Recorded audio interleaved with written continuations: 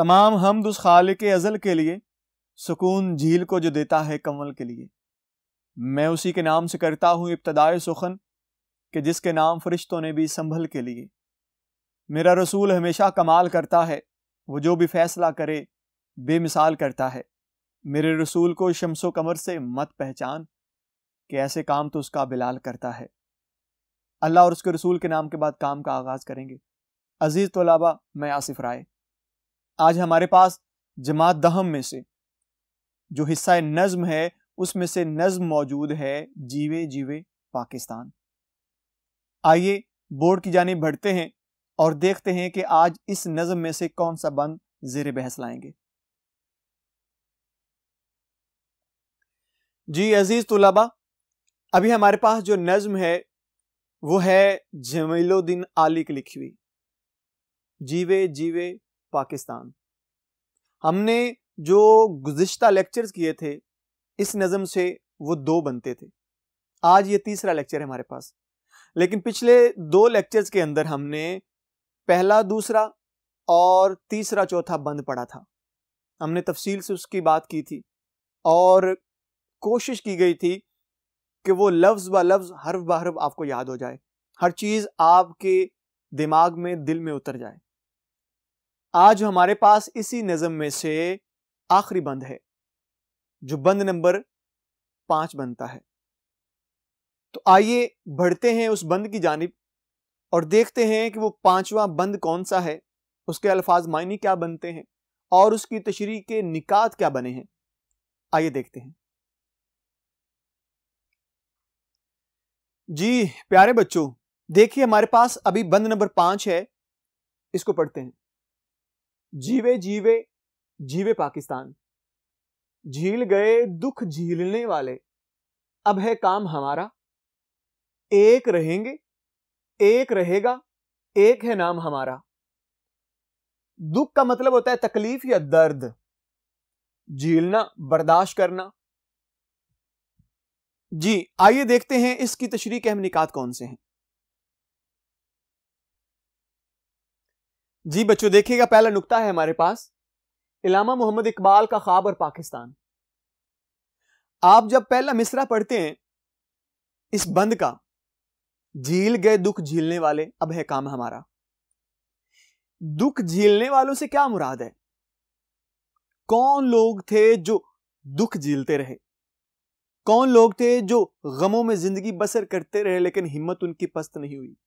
वो कौन लोग थे जिनने इस मुमलकत अजीम के लिए कोशिशें की? अगर हम यहां पे बात करें इलामा मोहम्मद इकबाल की, तो ये बेजाना होगा उन्होंने कितनी कोशिशें की।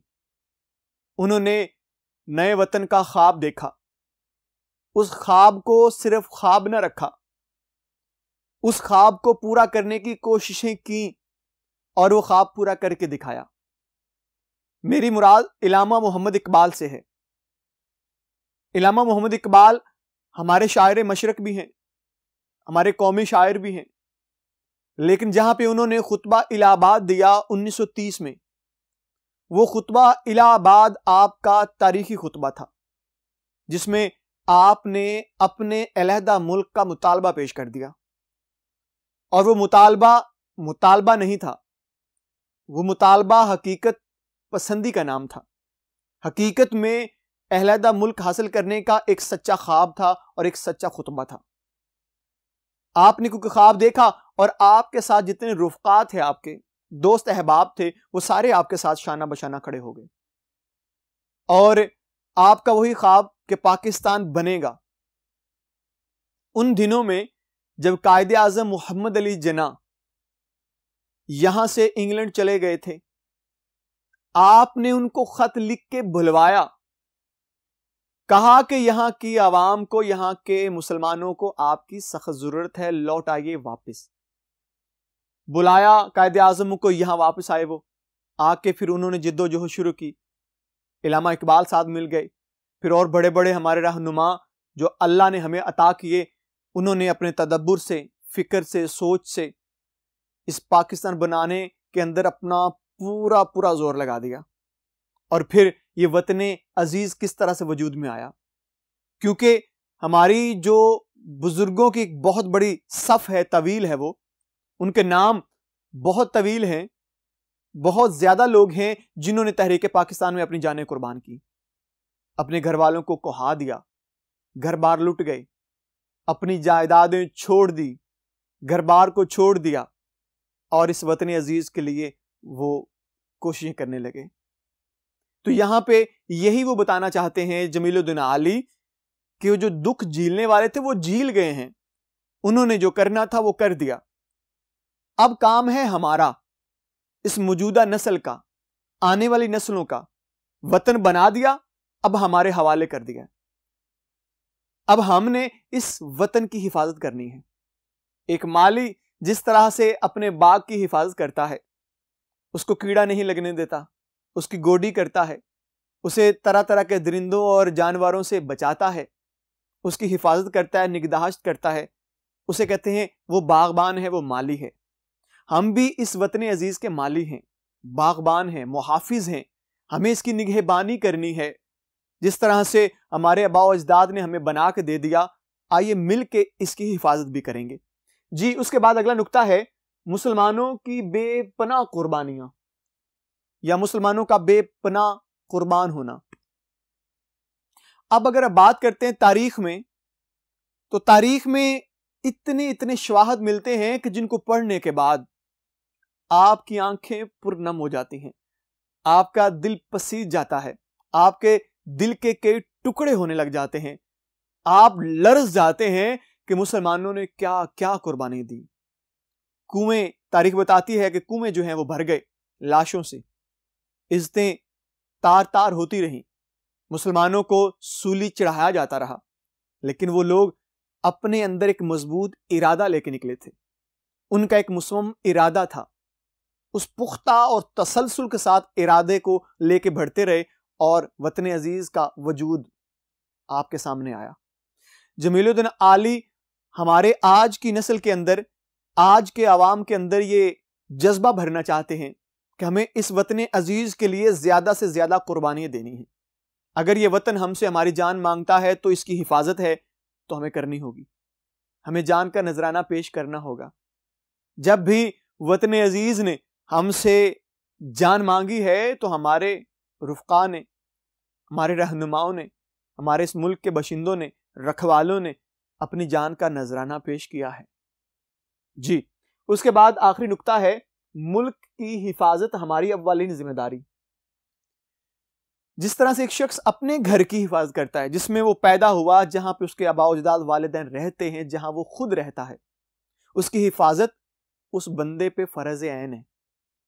इसी तरह से ये हमारा मुल्क हमारा घर है, इस घर में हम रहते हैं, इसी घर की सरजमीन से हम अनाज उगाते हैं और यही अनाज हम खाते हैं। हमें इस खेत की, इस अमारत की, इस गुलिस्तान की हिफाजत करनी है। ये हमारे लिए सब कुछ है। हमारे जानो माल का तहफ़्फ़ुज़ इसी मुल्क से है, हमारी इज्जत व आबरू का तहफ़्फ़ुज़ इसी मुल्क से है। हमें इस मुल्क की कदर करनी है। हमारे पास ये मुल्क अल्लाह की बहुत बड़ी नेमत है, इसे मिल के चलाना है, इसकी खिदमत करनी है।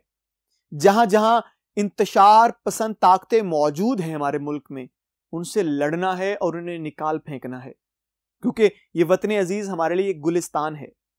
इसमें तरह तरह के फूल खिले हुए हैं, तरह तरह की महफिलें बर्पा हो रही हैं, अल्लाह और उसके रसूल के बनाए हुए कवानीन के मुताबिक ये चल रहा है। तो कोई एक फूल भी इस गुलिस्तान में मुरझाना नहीं चाहिए। ये हमेशा शाद आबाद रहना चाहिए, ये हमेशा महकता रहना चाहिए। इसमें तमाम परिंदे अपनी बोलियां बोलते रहने चाहिए, क्योंकि ये मुल्क हमारा गुलिस्तान है और गुलिस्तान तब ही गुलिस्तान लगता है जब उसके अंदर फूल भी खिले, उनको तोड़ने वाला कोई ना हो, परिंदे एक डाली से उड़ के दूसरी डाली पे जिक्र खुदा करते फिरें। इसी तरह से इस गुलिस्तान के रहने वाले तमाम लोग मुसलमान, वो अल्लाह और उसके रसूल के अहकामात की पाबंदी करने वाले हैं। जी प्यारे बच्चों, ये तो था हमारा आज का लेक्चर।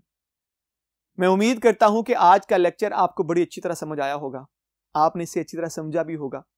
और ये अगर बोर्ड में आता है तो कोई एक शेर बन के आएगा, मुराद वैसे तो 3 मिसरे नजर आ रहे हैं आपको, लेकिन अगर बोर्ड में आता है ये 2 मिसरे देगा, और वो दोनों मिसरे पहले मिसरे को यानी जीवे जीवे जीवे पाकिस्तान, इसको छोड़ के जो दूसरे 2 मिसरे हैं, झीलने वाले झील गए अब है काम हमारा, ये मिसरा दूसरा मिसरा जो है, ये दोनों मिसरे ही आएंगे अगर बोर्ड में आते हैं तो।